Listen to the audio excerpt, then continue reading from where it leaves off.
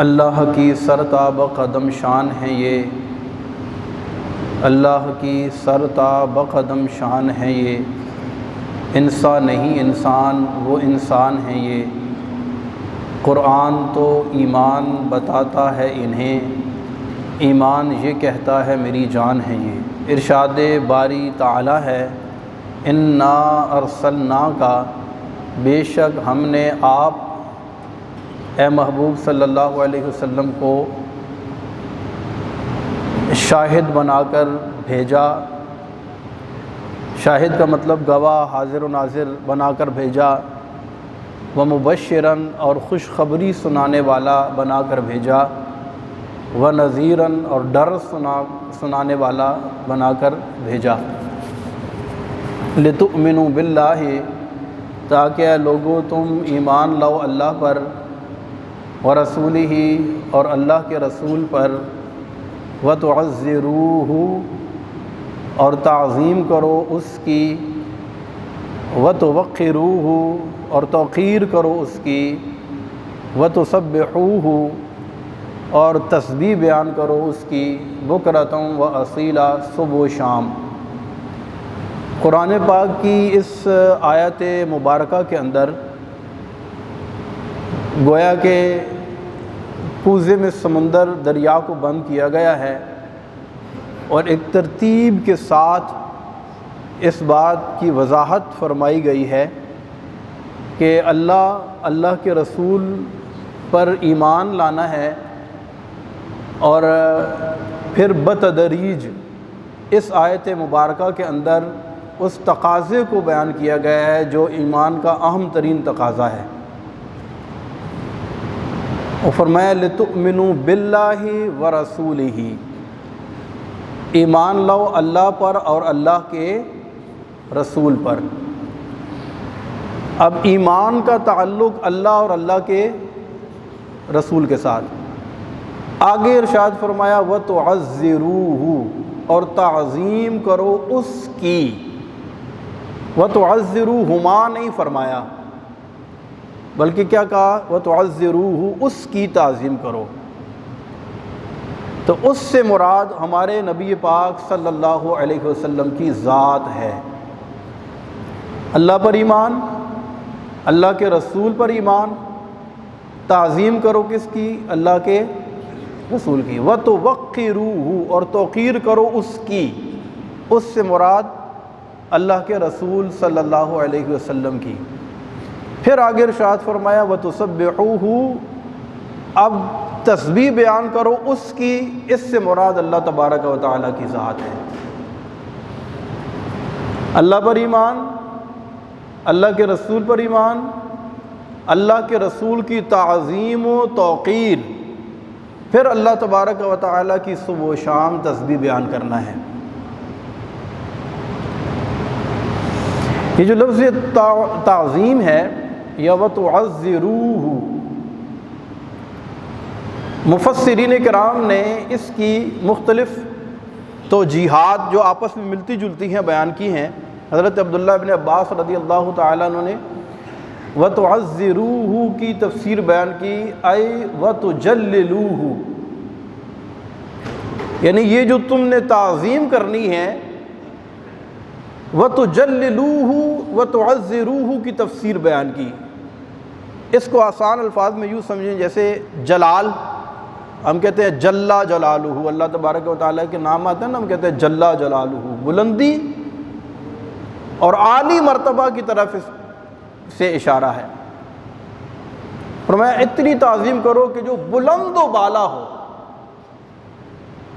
اسی طرح بعض مفسرین نے لکھا وَتُعَظِّمُوهُ، وَتُعَزِّرُوهُ أي وَتُعَظِّمُوهُ، یعنی تعظیم کرو، تعظیم، اور بعض نے کہا وَتُبَالِغُوهُ، اتنی تعظیم کرو کہ اس میں مبالغہ کرو،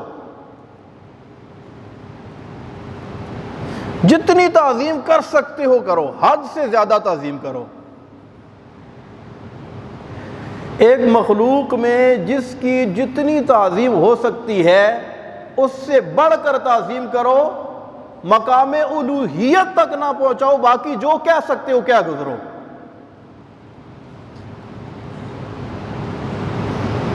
اور قرآن پاک میں اللہ تبارک و تعالیٰ نے ارشاد فرمایا وَرَفَعْنَا لَكَ ذِكْرَكَ، اے محبوب ہم نے آپ کے ذکر کو آپ کے لیے بلند کر دیا۔ آپ کے ذکر کو کیا کیا؟ آپ کے ذکر کو بلند کیا۔ اچھا، یہ بلندی ذکر جو ہے یہ مطلق ہے، اس کے ساتھ کوئی کنڈیشن نہیں ہے، یا کسی اور چیز کے ساتھ کمپیریزن نہیں ہے کہ ہم نے آپ کے ذکر کو فلاں چیز کے بارے کے مقابلے میں، یا فلاں شخص کے مقابلے میں، یا فلاں نبی کے مقابلے میں، یا فلاں فرشتے کے مقابلے میں آپ کے ذکر کو ہم نے بلند کیا۔ ایسا نہیں ہے، بلکہ مطلق بیان کیا محبوب ہم نے آپ کے لیے آپ کے ذکر کو بلند کر دیا۔ اور سوال یہ ہے کہ اللہ نے خود بلند کر دیے، پھر فرماتا ہے وَتُعَزِّرُوهُ وَتُوَقِّرُوهُ بھی تعظیم کرو، توقیر کرو۔ جب اللہ نے بلند کر دیا ہے تو امام جعفر صادق رحمۃ اللہ تعالی علیہ نے اس لفظ کی جو تشریح اور تفسیر بیان کی، اور دیگر کئی مفسرین نے اس کو بطور ریفرنس بیان کیا۔ انہوں نے کہا وَتُعَزِّرُوهُ، اس سے مراد یہ ہے وَتُعَزِّزُوهُ، عزیز کا لفظ آپ نے سنا ہوگا، وَتُعَزِّزُوهُ عزیز سے نکلا ہے، جس کا مطلب ہے غالب۔ فرمایا کہ اتنی تعظیم کرو، اتنی تعظیم کرو، اتنی تعظیم کرو کہ نبی کی تعظیم باقی سب تعظیموں پر غالب آ جائے، اتنی تعظیم بیان کرو۔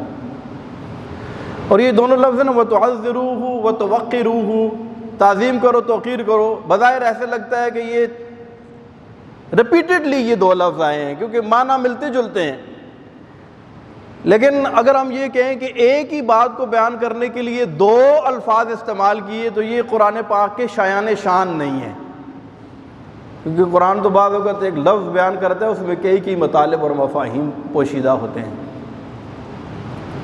تو اس میں بھی مفسرین نے کہا کہ تعظیم سے مراد تو تعظیم ہے، توقیر سے مراد یہ ہے کہ اس تعظیم میں تم نے حد سے گزر جانا ہے۔ حد سے گزر جانے سے مراد یہ ہے کہ تمہارے الفاظ ختم ہو جائیں گے، تمہارا وہم نیچے رہ جائے گا، تمہارے خیالات نیچے رہ جائیں گے، لیکن محبوب کا مقام، ان کا مرتبہ اور ان کا ذکر اس سے بھی زیادہ کہیں بلند ہے۔ وَتُعَزِّرُوهُ وَتُعَزِّزُوهُ، جاوز قدرُهُ عن حدود العقول، جاوز قدرُهُ عن حدود العقول، یعنی عقل میں آنے والی جتنی حدیں ہیں وہ ساری کی ساری نیچے رہ جائیں گی، اور محبوب کا مقام، مرتبہ اور ان کا ذکر سب سے اوپر نکل جائے گا۔ اور وَتُعَزِّزُوهُ لَيْسَ كَمِثْلِهِ شَيْءٌ، اس کی مثل کوئی شے ہو سکتی نہیں ہے۔ اللہ تبارک و تعالی نے اپنے محبوب کو بے مثل اور بے مثال پیدا فرمایا۔ عقل، وہم، خرد، خیالات، اندازے، یہ سارے کے سارے نیچے ہیں، میرے محبوب کا مقام اس سے بھی بلند و برتر ہے۔ اسی لیے کسی نے کہا نا کہ کہاں ہم خاک افتادہ، کہاں تم اے شہ والا، اگر مثل زمیں ہم ہیں تو مثل آسماں تم ہو۔ یہ کیا میں نے کہا مثل سما تم ہو، معاذ اللہ، منزہ مثل سے برتر، زی ہر وہم و گما تم ہو۔ اور شاہ ولی اللہ محدث دہلوی رحمۃ اللہ تعالی علیہ، غالباً ان کی ایک ربائی ہے مجھے یاد آ رہی ہے، وہ کیا کہتے ہیں کہ یا صاحب الجمال و یا سید البشر من وجہک المنیر لقد نور القمر، کہتے ہیں اے صاحب جمال اور اے ساری انسانیت کے آقا و مولا، آپ کے نور سے تو چاند اور سورج نے روشنی حاصل کی ہے۔ لا یمکن ثناء کما کان حقہ، بعد از خدا بزرگ توئی، قصہ مختصر۔ کہتے ہیں آپ کی ثنا اور آپ کی تعریف بیان کرنا کسی کے بس کی بات نہیں ہے. لا يمكن الثناء كما كان حقه بعد از خدا بزرگ توئی. قصہ مختصر، اللہ کی ذات کے بعد اگر کوئی بلند اور عالی مرتبہ ہے تو وہ میرے نبی صلی اللہ علیہ وسلم کی ذات ہے.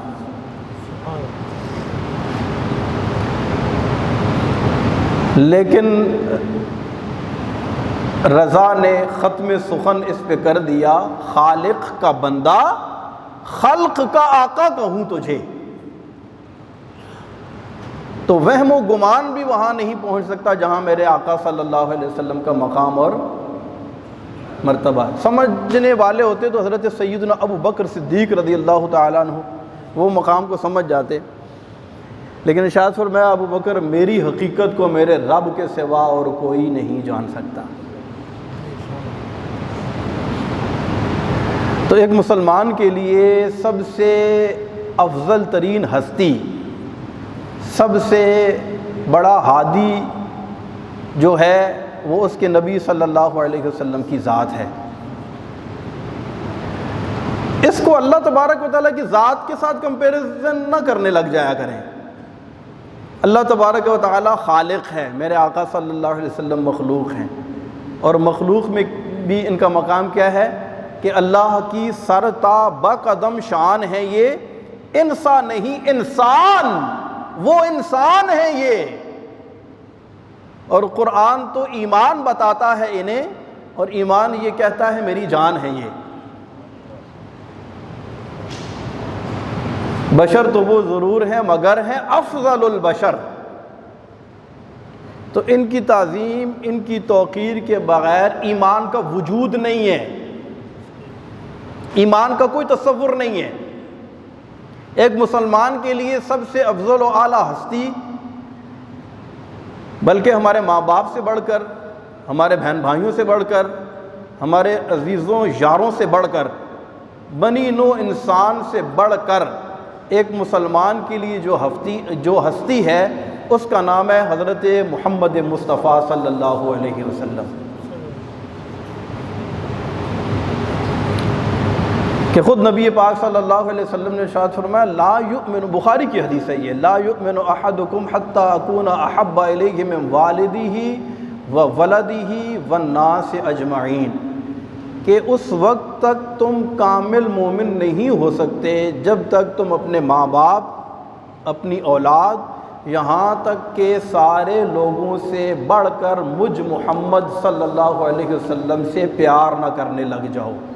یعنی میں تمہارے نزدیک سب سے محبوب ہوں، مجھ سے سب سے زیادہ پیار کرتے ہو، میری ناموس کے لیے، میری عزت پر سب کچھ قربان کرنے کے لیے تیار ہو جاتے ہو، میری ذات کے لیے سب کچھ نظر انداز کرنے کے لیے تیار ہو جاتے ہو، تو اس کا مطلب یہ ہے کہ تم کامل مومن ہو. اور صحابہ کرام علیہم الرضوان نے یہ پریکٹیکل کر کے دکھایا. قرآن میں اللہ نے فرمایا نا فَإِنْ آمَنُوا بِمِثْلِ مَا آمَنْتُمْ بِهِ فَقَدْ اهْتَدَوْا، کہ میرے محبوب کے صحابہ کی طرح ایمان لاؤ اگر کامل مومن بننا چاہتے ہو. یہ معیار ہے، صحابہ کے ایمان کو معیار بنا کر پیش کیا، فرمایا یہ ہے معیار، اگر اس طرح ایمان لاؤ گے تو تم کامل مومن بن سکتے ہو. انداز کیا تھا صحابہ کا؟ ان کے نزدیک رسول اللہ صلی اللہ علیہ وسلم کی تعظیم ہی سب سے بڑھ کر عبادت تھی. حضرت علی رضی اللہ تعالیٰ عنہ نے نماز عصر میرے آقا کی تعظیم و محبت میں قربان کی. بخاری کی حدیث ہے، آپ سب جانتے ہیں مقام صحابہ پر. حضرت سیدنا ابو بکر صدیق رضی اللہ تعالیٰ عنہ غار کے اندر جب سانپ نے ڈنگ مارا، محبوب کے آرام میں خلل نہ ہو، اپنی ٹانگ کو جنبش نہیں دی، محبوب کے آرام پر اپنی جان وار دی.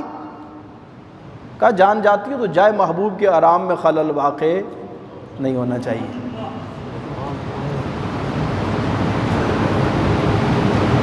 حضرت عثمان غنی رضی اللہ تعالیٰ عنہ حج و عمرہ کے مسائل میں بڑے ماہر تھے۔ صحابہ کرام کو بھی جب کوئی حج یا عمرہ کے حوالے سے کوئی مسئلہ درپیش ہوتا تو حضرت عثمان غنی سے پوچھا کرتے تھے۔ صلح حدیبیہ کے موقع پر حضرت عثمان غنی کو قاصد بنا کر مکے بھیجا گیا بات چیت کرنے کے لیے۔ کفار نے کہا آپ کے ساتھ ہمارے بڑے اچھے تعلقات رہے ہیں، آپ چاہیں تو کعبہ سامنے ہے، احرام کی حالت میں آپ آئے ہیں، حرم میں داخل ہو گئے ہیں، کعبے کا طواف کریں، صفا مروہ کی صحیح کریں، سر منڈائیں اور چلے جائیں، آپ کو اجازت ہے لیکن اور کسی کو اجازت۔ شرعی مسئلہ تو یہ ہے کہ حرم میں احرام باندھ کر داخل ہو گئے، بغیر عمرے کے باہر جائیں گے تو دم واجب ہو جائے گا۔ عثمان غنی نے فرمایا کہ جن کے صدقے اس کعبے کی تعظیم نصیب ہوئی ہے ان کو اجازت نہیں ہے، تو عثمان کون ہوتا ہے کعبے کا طواف کرنے والا؟ بغیر عمرہ کیے واپس آئے، احرام کھول دیا اور دم بھی نہیں دیا۔ یہ بڑا عام فہم سا مسئلہ ہے، حرم میں داخل ہو گئے آپ احرام کی حالت میں، آپ نے کعبے کا طواف نہیں کیا، عمرہ نہیں کیا، واپس حل میں آ گئے، واپس حرم سے باہر نکل آئے تو دم واجب ہو گیا۔ لیکن عثمان غنی نے نبی کی تعظیم کی خاطر عمرہ نہیں کیا، واپس آ کے احرام کھول دیا، دم بھی۔ سمجھیے گا اس بات کو ذرا، صحابہ کرام کا کیا طرز عمل تھا کہ ان کے نزدیک رسول اللہ کی تعظیم سب سے بڑی اطاعت تھی۔ کس کی؟ اللہ کی، کیونکہ اللہ نے خود فرمایا وَتُعَزِّرُوهُ وَتُوَقِّرُوهُ، اس نبی کی تعظیم و توقیر کرو، جب کر لو وَتُسَبِّحُوهُ بُكْرَةً وَأَصِيلًا، پھر اللہ نے فرمایا ہماری تسبیح و تحلیل کرو۔ اگر تمہارے دل میں نبی کی تعظیم نہیں ہے تو پھر جتنی مرضی سجدے کرو، وہ سجدے نہیں ہیں، وہ ٹکرے ہیں، سجدے نہیں ہیں۔ اگر نبی کی تعظیم کو مائنس کر کے تم سجدے کر رہے ہو یا عبادتیں کر رہے ہو تو وہ تمہارے سجدے نہیں ہیں۔ اور اگر نبی کی محبت دل میں ہے، نبی کی تعظیم دل میں ہے، علامہ اقبال نے کیا کہا تھا کہ شوق اگر تیرا نہ ہو میری نماز کا امام، میرا قیام بھی حجاب، میرا سجود بھی حجاب، پھر یہ پردے ہی پردے ہیں۔ لیکن تیرا شوق اگر میری نماز کا امام ہے تو پھر میرا خالی سبحان اللہ کہنا بھی رب کی بارگاہ میں وہ درجہ اور وہ مقام رکھتا ہے کہ جو ساری زندگی کے سجدے نہیں رکھ سکتے۔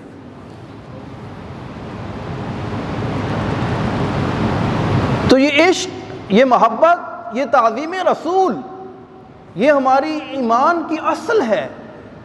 اسی لیے کسی نے کہا نا کہ مولا علی نے واری تیری نیند پر نماز، اور وہ بھی عصر، سب سے جو اعلیٰ خطر کی ہے۔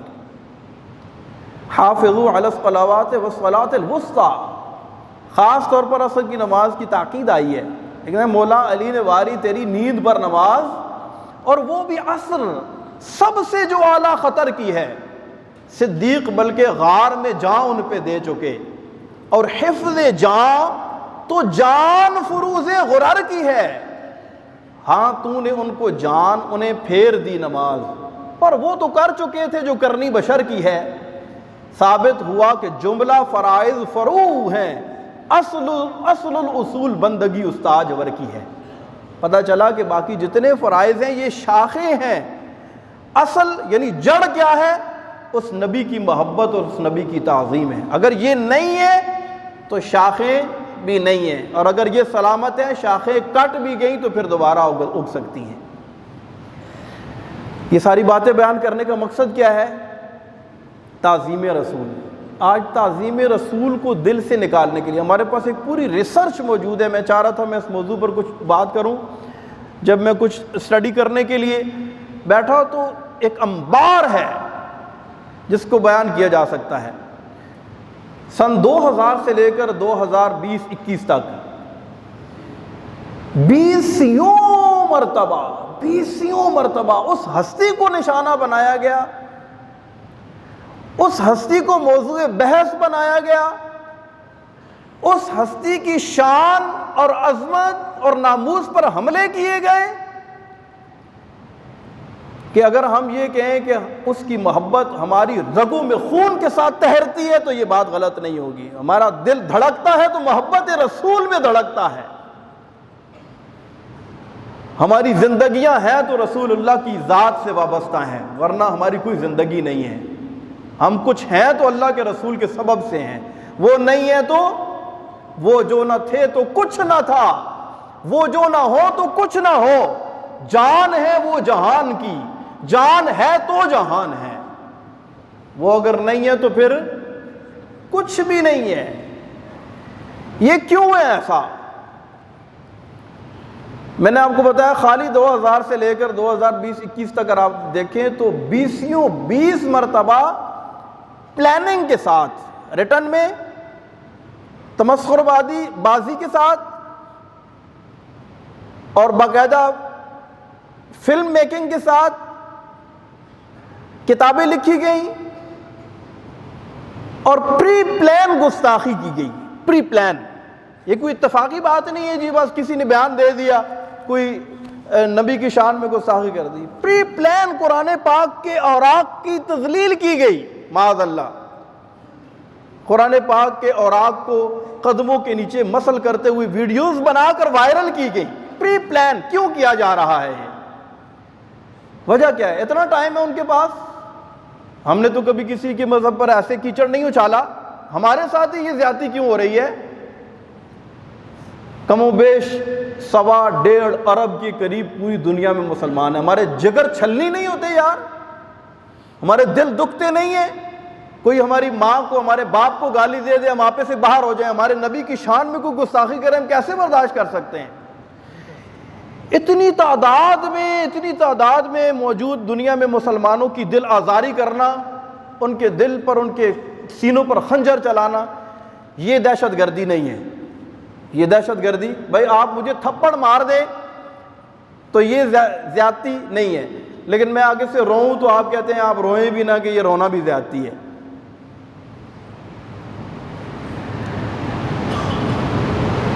وجہ کیا ہے؟ کیوں اتنا پری پلان ایسا کر رہے ہیں؟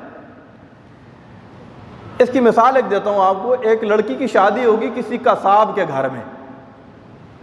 قصاب کے گھر میں جب شادی ہو کر آئی نا تو آپ کو پتہ ہے قصاب کے گھر میں چمڑے اور گوشت کی اسمیل بہت زیادہ ہوتی ہے.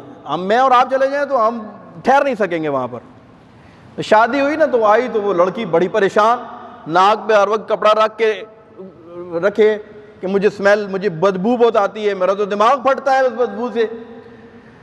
شروع میں 1 دن گزرا، 2 دن گزرے، 3 4 5 ہفتہ گزرا، تو آہستہ کرتے آپ کو پتہ ہے کہ جسے ہم کہتے ہیں ناک جو ہے بدبو سے اٹ جاتی ہے. کیا ہوتا ہے؟ بدبو سے وہ بدبو محسوس ہونا ختم ہو جاتی، محسوس نہیں ہوتی. اس کا مطلب یہ نہیں ہے کہ بدبو ختم ہوئی ہے. اب 1-2 مہینے گزرے نا تو وہ لڑکی کہتے دیکھا ہے میں تمہارے گھر میں آئی تھی اس وقت بدبو ہی بدبو تھی، اب دیکھو وہ ساری بدبو ختم ہو گئی ہے. بدبو ختم ہے. سمجھیے گا ذرا اس مثال سے. ایک دفعہ انہوں نے گستاخی کی، مسلمان آپس سے باہر ہو گئے، برہم ہو گئے. دوسری دفعہ کی، تیسری دفعہ کی، چوتھی دفعہ کی. جو عام مسلمان ہے نا، سادہ لو مسلمان جیسے کہتے ہیں. سادہ لو کا مطلب پتہ ہے کیا ہے؟ لو کا مطلب ہوتا ہے تختی، یعنی جو سادہ سا مسلمان ہے نا. کرتے اس نے کہا یار یہ ان کا روز کا وتیرہ بن گیا، چھوڑو اپنا نماز روزہ کرو اور اپنی زندگی گزارو. یہ ہمیں لبرلزم کی طرف لے کے جانے کی کوشش کر رہے ہیں. کس طرف؟ سیکولرزم کی طرف، سیکولرزم کی طرف، لبرلزم کی طرف. ہمارے نظر سے اہمیت ختم ہو جائے، ہم اس کو اگنور کرنا شروع کر دیں. ہم کہیں بس ٹھیک ہے یار، ہر مہینے کوئی نہ کوئی بات سامنے آ جاتی ہے، اپنا کام کرو، بس نماز روزہ کرو. سرکاری سطح پر کیا تک بنتی ہے؟ فرانس نے سرکاری سطح پر یہ گستاخانہ خاکے شائع کی ہے. مقصد یہ تھا کہ یہ مسلمان، یہ فاقہ کش موت سے ڈرتا نہیں. ذرا روح محمد اس کے بدن سے نکال دو، یہ روح محمد نکالو اس کے بدن سے. ایک دفعہ آیا سے بڑی سمیل محسوس ہوئی، دوبارہ آیا، تیسری دفعہ آیا، چوتھی دفعہ آیا، 20 دفعہ آیا، 100 دفعہ آیا. کرتے اس نے کہا یار یہ روز کا ان کا کام ہے، اس کو چھوڑ ہی دو. لیکن ہم اس کو چھوڑ دیں، اس کو اگنور کر دیں، یہ کیسے ممکن ہے؟ تو یہ سارا بیان کرنے کا مقصد یہ ہے کہ ہم نے اپنے دل سے نبی کی تعظیم کو کبھی کم نہیں کرنا، نبی کی تعظیم کو کبھی کم نہیں کرنا۔ یہ ایک الگ بات ہے کہ یہ ہماری اپنی غلطیوں کا خمیازہ ہو سکتا ہے، ہماری بہت ساری غلطیوں کا یہ نتیجہ ہو سکتا ہے، لیکن یہ کبھی بھی نہیں ہونا چاہیے کہ بار بار ان کی طرف سے ناموس رسالت پر حملے ہوں اور ہم اس کو اگنور کرنا شروع کر دیں۔ یہ میرا آپ کو خاص پیغام ہے، میری نوجوان نسل اور جتنے بھی لوگ مجھے میرا پیغام میری بات سن رہے ہیں، یہ آپ کے لیے بڑا اہم میسج ہے کہ چاہے دشمن جتنے بھی اوچھے ہتھ کنڈے استعمال کرے اور جتنی بھی اپنے مکر و فریب کو استعمال کرے، اس کا مقصد یہ ہے کہ وہ ہمارے دل میں نبی کی محبت اور تعظیم کو ختم کرے۔ انشاءاللہ یہ تعظیم کبھی بھی ختم نہیں ہوگی، ختم ہوگی کبھی ختم نہیں ہوگی، یہ تعظیم کبھی کم نہیں ہوگی، بلکہ جتنا وہ دبائیں گے انشاءاللہ یہ اتنا ہی زیادہ بڑھتا چلا جائے گا، کیونکہ اللہ تبارک و تعالیٰ نے فرمایا وَرَفَعْنَا لَكَ ذِكْرَكَ، اے محبوب ہم نے آپ کے ذکر کو آپ کے لیے بلند کر دیا ہے۔ عملی بائیکاٹ کریں گستاخان رسول کا، عملی طور پر یہ ہمارے لیے بہت بڑا الٹیمیٹم اور بہت بڑا ہمارے لیے ایک وارننگ ہے کہ وہ بار بار اس طرح کریں۔ ہمیں چاہیے کہ جتنا وہ کریں ہم اتنا زیادہ نبی پاک علیہ السلام کی محبت کو بڑھائیں اور نبی پاک صلی اللہ علیہ وسلم کی سیرت کو اپنائیں اور آپ علیہ السلام کی تعظیم کو، اور سوشل میڈیا کا کیونکہ آج کل دور ہے تو سوشل میڈیا کے ذریعے بھی ہم اپنے نبی پاک صلی اللہ علیہ وسلم کے ذکر کو بلند کریں۔ اللہ تبارک و تعالی ہمیں ایمان پر استقامت عطا فرمائے۔